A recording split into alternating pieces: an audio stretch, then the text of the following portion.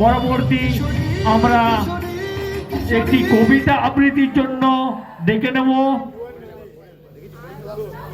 দেবাশিস কুণ্ডুকে। কবিতাটি লিখেছেন বাক্সিমলের স্বনামধন্য লেখক মাননীয় শিক্ষক বংশীধর কুণ্ডু মহাশয়। দেবাশিস কুণ্ডুকে পাঠ করার জন্য আমরা স্টেজে আমন্ত্রণ জানাচ্ছি।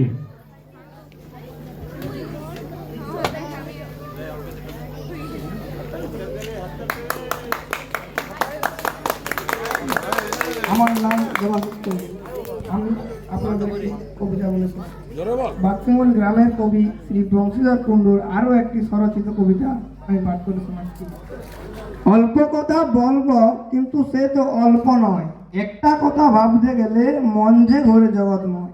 অল্প দিয়ে অল্প নিয়ে একটি ছোট গল্প হয়, মনের ছোট কথাগুলো মনের মধ্যে গেঁথে নিলে মন যে হয় উদারময়। মনের ছোট কথাগুলো লেখা থাকে কল্পনায়, কুড়ি থেকে ফুল হয় তা আসা জায়গায় প্রেরণায়।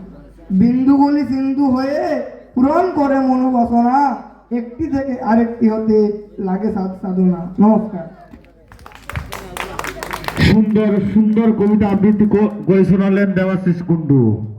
দেবাশিস কুণ্ডুর জন্য হাততালি হয়ে যাক। মাননীয় শিক্ষক বংশীধর কুণ্ডুর জন্য হাততালি হয়ে যাক। গাইতে গাইতে যেমন গায়ক হয়, নাচতে নাচতে সেই রকম নায়ক, লিখতে লিখতে সেই রকম নায়ক।